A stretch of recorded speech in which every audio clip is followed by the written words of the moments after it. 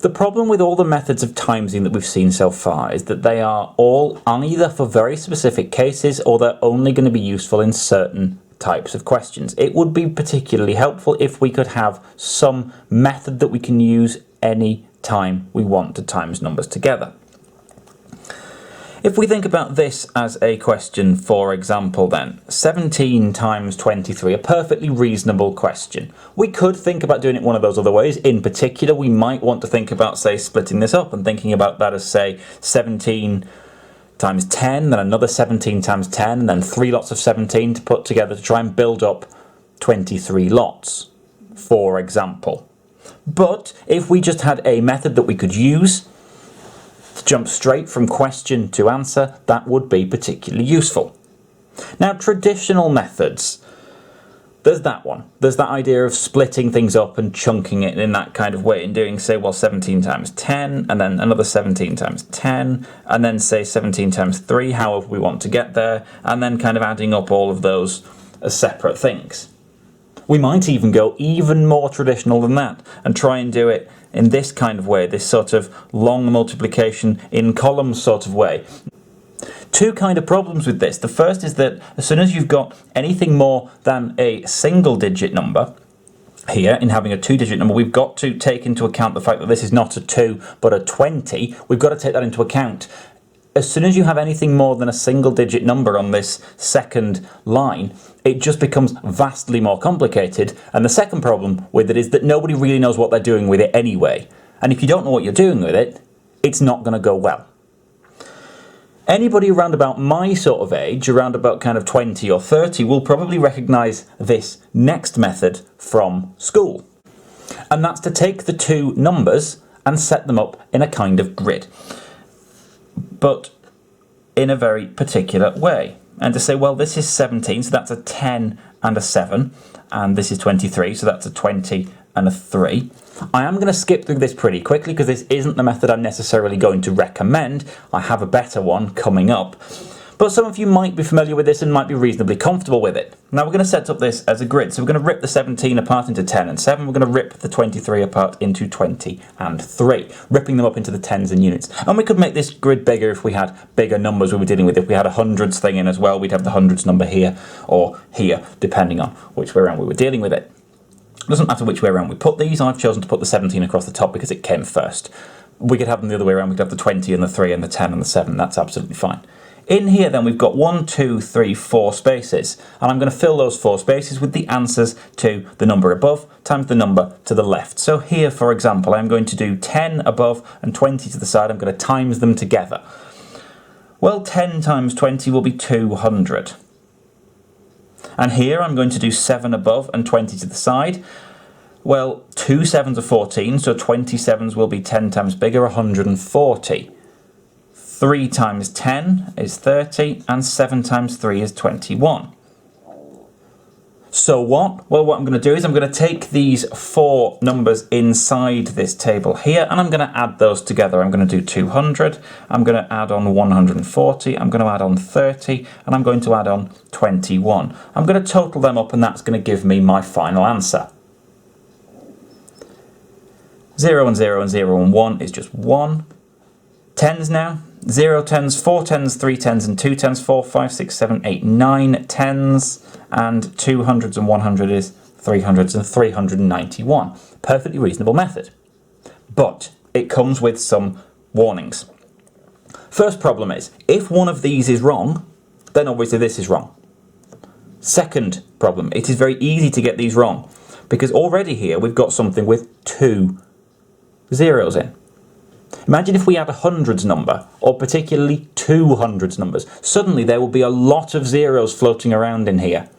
And if something is missing a 0, or has got one too many, that will shift this out.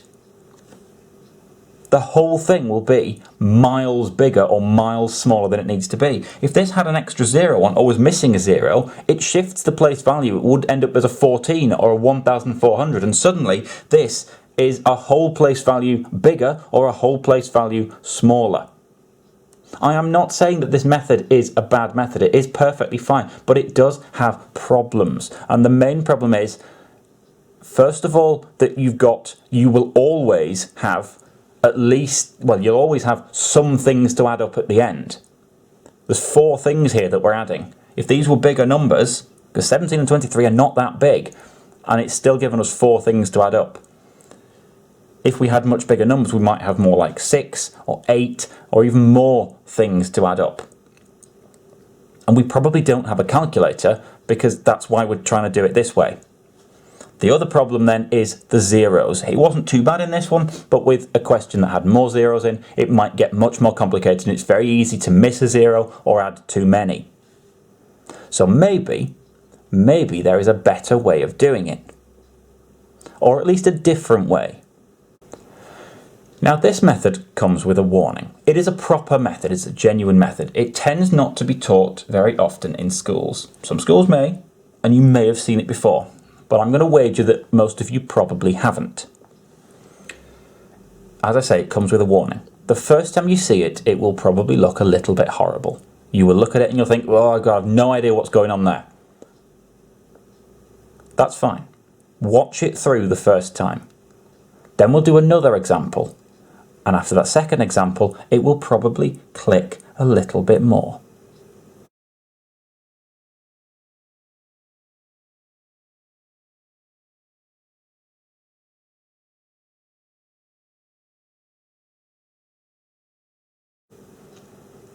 So what we're going to do is I'm going to look at these 2 numbers, and I'm going to notice that this one is a 2-digit number and this one is also a 2-digit number, and I'm going to draw a grid. So I'm going to draw myself a grid. I'm just going to draw a nice square or rectangular grid, and it's going to be as big as it needs to be to take into account the sizes of those 2 numbers. That's a 2-digit number by a 2-digit number. So it needs to be 2 boxes across and 2 boxes tall. If we had a 3-digit number in there, we'd have to have 3 boxes in one of them. We make the grid as big as we need to. So this is a 2-digit by a 2-digit. So it's going to be 2 across and 2 tall. I'm going to try and draw this grid fairly neat as well. The neater I can draw this grid, the easier it will be to fill in. So there is my grid, 2 by 2. 2 boxes across and 2 boxes up and down. I'm now going to write these numbers on the grid. But I'm not, and I'm going to split them apart. But I'm just going to split them in digits. So across the top, I'm going to write 1 and 7 for 17. Not 10 and 7, but 1 and 7, just keeping them as digits. And then on this side, I'm going to write the 23 as 2 and 3. It has to be on the right-hand side. 1 and 7 across the top, 2 and 3. Next thing, I'm going to look at each of these boxes, and I am going to split them in half.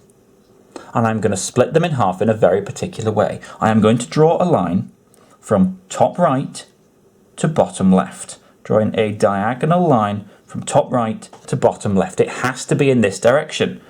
And I'm going to do it in each of them, top right to bottom left, top right to bottom left, top right to bottom left. And then the final thing I'm going to do, I'm just going to extend these out here a little bit just to give me some guidelines. It will become clear why later on. So I'm going to draw my box, 1 and 7 across the top, 2 and 3 down the side. You'll notice that we've definitely got the grid the right size because all of these numbers fit on. We've not got any empty columns without a number above it or next to it. We've also not lost any of the information. The 1, the 7, the 2 and the 3 are all contained within there. So 2 by 2, put my numbers on 1, 7, 2 and 3 across the top and down the right hand side just as digits, and then I'm going to draw the diagonals in top right to bottom left, top right to bottom left, top right to bottom left, top right to bottom left, and extend them a little bit on these 2 sides for reasons that will become clear later. What I'm then going to do is I'm going to take each of these original 4 boxes, that's these, this one, and this one, these pairs of triangles if you like. And a little bit like the grid example we did before, I'm going to look at the number above and the number to the side, I'm going to times them together, and I'm going to write the answer in that box in a very particular way. I'm going to do this one first. Doesn't matter which one we do, but I'm going to do this one first for reasons that will become clear shortly. But it actually genuinely doesn't matter which one you do first. I'm going to fill this one in though. So I'm going to look at this pair of triangles here, this box overall. I'm going to look at the number above, and that's a 7. And I'm going to look at the number to the side, and that's a 3. And however I want to work that out, I am going to work out 7 times 3, or 3 times 7 if you prefer. Whichever way you do it, that comes to 21. And what I'm going to do is I'm going to write the 21 in here. And I'm going to write it in a very particular way. I'm going to write it so that the tens number goes in here and the units number goes in here. So 21 becomes 2 tens and 1 unit. 2 and a 1 for 21. I'm going to do this one next. There's a 7 above and a 2 to the side. And 7 times 2 is 14. So I'm going to write the 14 in. 1 in there and 4 in there to give 14. Tens in here, units in there. Now I'm going to do these two, and this is why I left these till later. It's in here, 1 above and 3 to the side. 1 times 3 is 3. How many tens does it have? None, but 3 units. Now really, I don't want to leave random gaps in the grid. I want to fill everything in to show, well, first of all, show somebody else looking at it that I have recognised that it is a 3, not that I've just missed a number out, and also because it will be helpful to you later on to have actually written something in there. So I'm going to just write a 0 in there to show that there are no tens, because 1 times 3 is just 3, 3 units, no tens. And similarly in this one, 1 above and 2 to the side. 1 times 2 is 2, so 0, 2. So far, so okay. So I've looked at the size of the numbers, drawn my grid as big as it needs to be, written the digits across the top and down the right hand side, and then filled in the stuff inside. Number above times the number to the right, tens number in the top triangle, units number in the bottom triangle. But now what I'm going to do is I'm going to look at these diagonal lines. And I'm going to notice that there is a diagonal there with just the 1 in. There is a diagonal that runs down here, the 4, the 2 and the 3. There is a diagonal that runs down here, the 1, the 2 and the 0. And there is one that runs here, just that 0. If it helps, you could use a ruler to help you see the diagonals. This is why it's important to draw the grid quite neatly, because then you can see the diagonals much easier. And what I'm going to do is I'm going to go down the diagonals and I'm going to add up the digits, the numbers in that diagonal. So in this first one here, I've just got a 1, so the total of that diagonal is 1. In this one here, we've got 4, a 2 and a 3. So I'm going to do 4, 5, 6, 7, 8, 9. And in this one here, we've got 1, 2, 3 and a 0, so 3. And in this one here, we've just got 0. What I'm now going to do, and this is me finishing off the question, is I'm going to start here. I can ignore that 0 because it isn't doing anything. So I can start reading from the first thing that isn't 0, 3, 9, 1. And my answer then, 17 times 23, is 3, 9, 1. And if I were to grab a calculator and check that, 17 times 23 equals 3, 9, 1.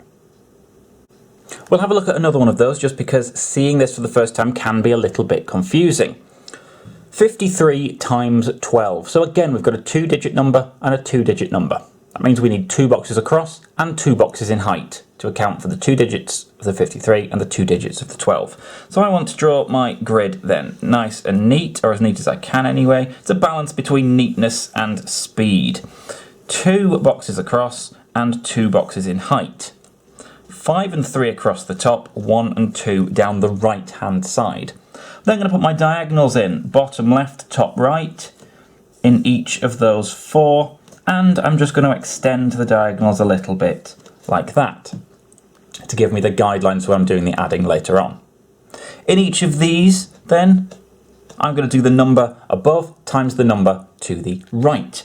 Again, it doesn't matter which order I'm going to do them in, so I'm going to start here this time. 5 times 1 is 0, 5. Remember to put that 0 in because we've got no tens. 5 ones are just 5. 3 times 1, 0, 3. 3 times 2, 0, 6. And 5 times 2, 10. 1 and 0 to give me 10. I'm then going to look down the diagonals and I'm going to add down each diagonal one at a time. So this first one, just 6. This second one, 3 and 0 is 3. This one here, 0, 5 and 1, will come to 6, and this one here just 0 again. Start reading at the first thing that isn't 0, so we can ignore that 0. 6, 3, 6, and I reckon that 53 times 12 is 636. We could grab our calculators and check that. 53 times 12 is 636. So the first thing we have to remember to do when we're drawing these grids to times things, the first thing we have to remember to do is to make the grids as big as they need to be.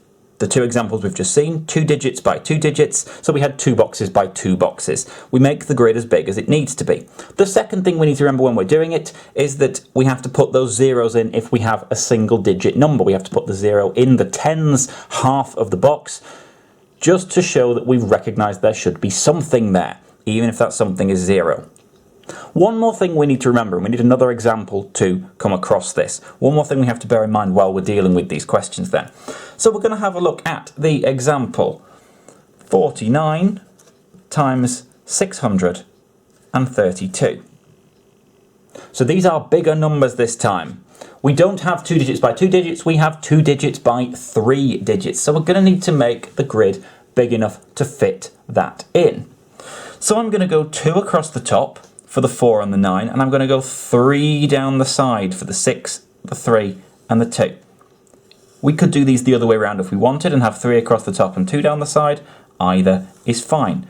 It's a little bit of personal preference as to which way up you draw the grid.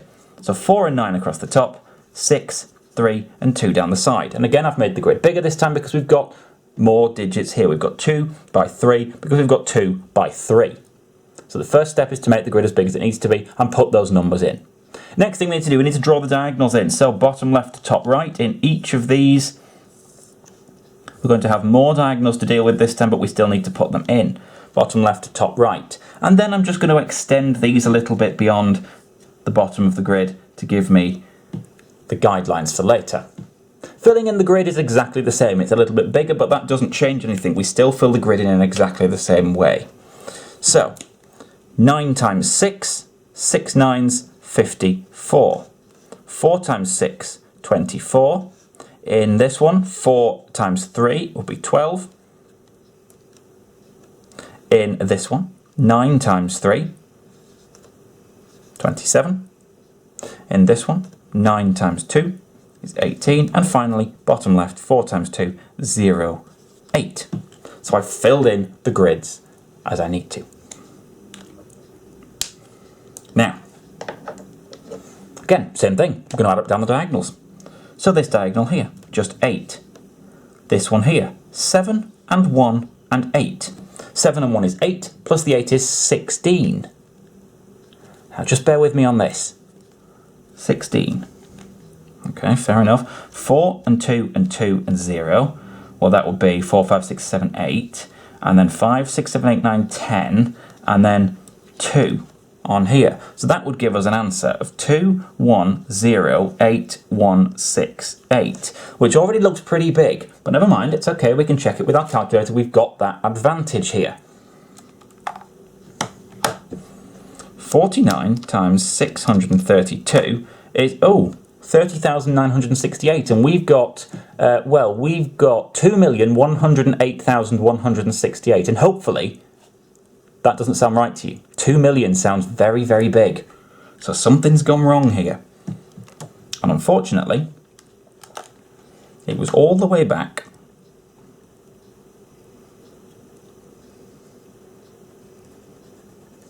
here.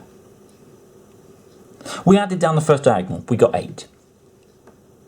We add down here, 7 and 1 and 8 is 16. It definitely is. There is no changing that. There's nothing we can do about it. It definitely is. But we can't just write 16 in the answer there.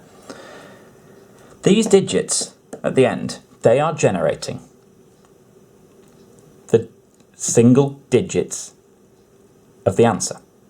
Each diagonal is giving us one digit from the answer. It is giving us a number of a certain place value. The units, the tens, the hundreds, the thousands, the 10,000s.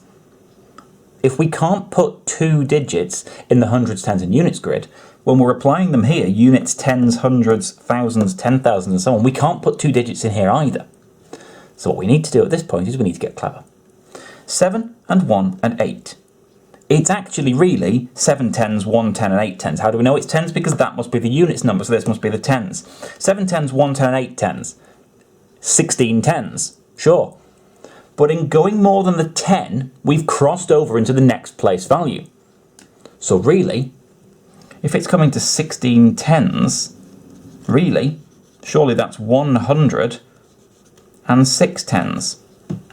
So a little bit like when we did the swapping, with the column adding and the column subtracting. So a little bit like when we did the swapping for the column addition. It's a little bit like the same thing here. What we do is we keep the 6 tens, because that's the tens part of this answer. We keep the 6 tens there.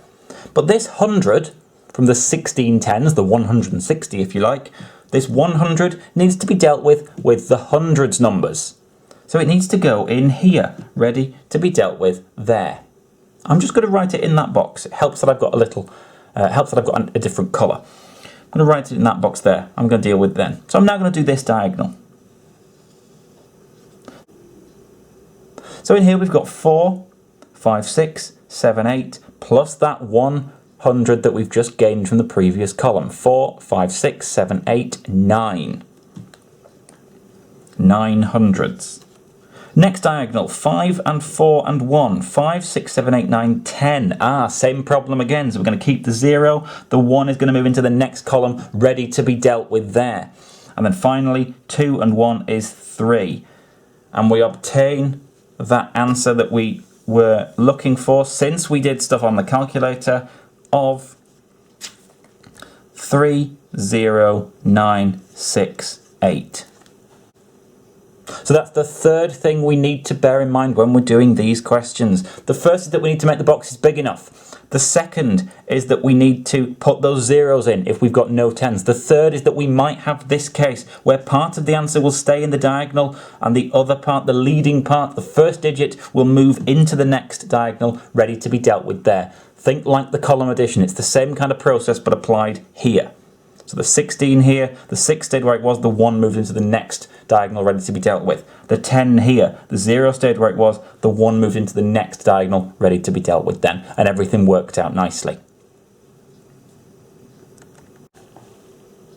If this is a method you think you like the look of, it is very much one that is going to click with repeated attempts at it. The more you do it, the more you will get used to using it. It's not necessarily the best method for everyone, but it is the best method for a lot of people, and it's just that a lot of people have never seen it before. The other advantage to this method is that it's very easy to adapt for much bigger numbers or much smaller numbers. You just make the grid as big as you need to be. The hardest thing you will have to do in the grid is work out something like 9 times 9. It's only ever going to be a single digit times a single digit as part of the grid. And if you know your times tables reasonably well, or can work them out quickly, then you can fill in the grid quite quickly. The additions tend to be fairly simple because they're smallish numbers. They're either going to be 0, 1, 2, 3, 4, 5, 6, 7, 8 or 9 that you're adding on. And yes, bigger questions will have bigger grids and more stuff to work out, but they're still going to be fairly simple additions, fairly simple multiplications. It is also fairly easy to adapt this method to deal with decimals in times questions. For example, something like this, 4.5 times 7. Now, we've not done decimal times questions before, but what we're going to do actually is we're going to ignore the fact that there is a decimal there. We're going to just pretend it's not there, and we're going to pretend perhaps that this is 45 times 7. And I'm going to draw the grid for that. So if it's 4 and 5, it's 2 across, and if it's 7, it's just 1 in height. So we just need a 2 by 1 grid. 4 and 5 across the top, and 7 down the side. I'm going to add in the diagonals, bottom left, top right, as always, and I'm going to extend these lines a little bit just to give me the guidelines. I'm not going to put the decimal point in just yet. I'm going to leave it as 45 times 7. I'm going to work that out first. I'll deal with the decimal point at the end. I'm just going to think about the digits. Because 45 and 4.5 share the same digits, the answers to those two questions are also going to share the same digits. So 45 and 7. 4 and 5 across the top and 7 down the side. So I'm going to fill the grid in. 4 times 7, first of all, in here is 28, so 2 and 8. And 5 times 7 in here is 3 and 5, so 35. As always, I'm going to add down the diagonals. So I've got this first one here, which is just going to give me a 5. The second one, 3 and 8, is 11. So the second one is going to stay here in the tens column. The first one is going to move into the next column ready to be dealt with there and become part of the hundreds. So then we've got 2 and 1 is 300s. And the answer is going to be 315. Except that it isn't. Because 315 is the answer to the question that we did, which was 45 times 7. And really we wanted 4.5 times 7. We actually had a decimal point that we'd missed out. It should have gone here. But as I said, the digits for the answer are going to be the same. If the question was 45, we would get 315. You have got two ways of working out how to rescale that answer, because it will still contain the digits 3, 1 and 5. The first thing you could do is you could rough the answer. Work out roughly how big it should be. This is about 4. It's 4 and a bit. And 4 times 7 is 28. That means the answer must be somewhat close to 28. So where could we put a decimal point in this to make it close to 28? Well, it will have to go here, between the 1 and the 5, to become 31.5. Right kind of size. The second thing we could do is we could notice that in the question there is a single digit here after decimal points. Anywhere in the question there is only one thing that's after a decimal point. And in the answer there is only one thing that's after a decimal point. That will always be true. If there are 2 digits after decimal points in the question, there will be 2 digits after decimal points in the answer. 3 digits after decimal points in the question, 3 digits after decimal points in the answer. And that's true wherever they are. So it could be 1 here and 1 here, 2 here and 1 here. It doesn't matter. Wherever they are in the question, there will be that many after the decimal point in the answer. Now that doesn't just happen magically. That happens, think about the hundreds, tens and units grid. In treating this not as 4.5 but 45, we've made the answer 10 times bigger. We've shifted everything up 1 column in the hundreds, tens and units grid. But then to rescale the answer, we've had to shift the answer down 1 column to put it back to where it should have been. So we've moved one thing out of the tenths and into the units. We've moved one thing across that decimal barrier. So we have to move one thing back across the decimal barrier, one thing back down.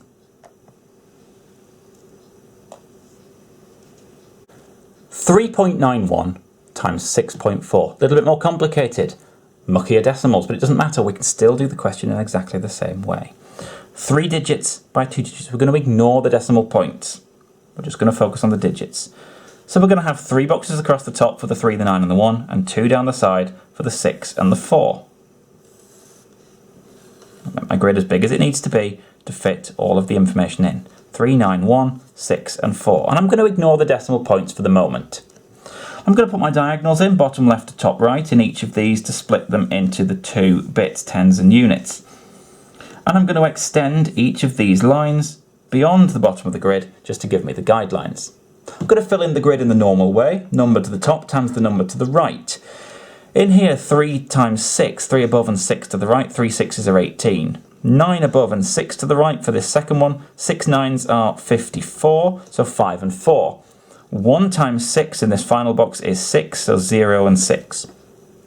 On the second row, 3 times 4 is 12, 9 times 4, 36, and 1 times 4, 0, 4. Add down the diagonals in the normal way. So for this first diagonal here, just 4. For this second diagonal, 6, 0 and 6 will be 12. So keep the 2 and the 1 moves into the next column ready to be dealt with then. In this next one, 0 and 4 is 4, plus the 3 is 7, 8, 9, 10. So 0 and 1 in the next one ready to be dealt with there. 5 and 8 and 1 and this 1 we've just gained. 5 and 8 is 13, 14, 15. So that's 5 and a 1 in there. 1 and 1, 2. and we come out with the digits for the answer, 25024. 25,024. Clearly, looking at the question, that is not going to be correct. So we've got two ways that we could do it. The first one would be to rough the answer. Well, this is roughly 4. It's very almost 4. And this is a little bit more than 6. 4 times 6 will be 24. So we'd expect the answer to be around about 24. Where does the decimal point go? Well, it will have to go somewhere within those numbers to give me an answer that's around about 24. It will have to go here then, after the 5 before the 0, to give me 25.024. Does that line up with the other way of thinking, the other way we could do it? Well, there are 2 numbers after decimal points here, and 1 here, because they can be anywhere in the question. So there are 1, 2, 3 things after decimal points in the question. Anywhere in the question, remember, they can be in different numbers. They could all be in 1. They could be some in one, some in the other. 1, 2, 3 things after. Do we now have 1, 2, 3 things after in the answer? Yes, we do. So our answer is 25.024.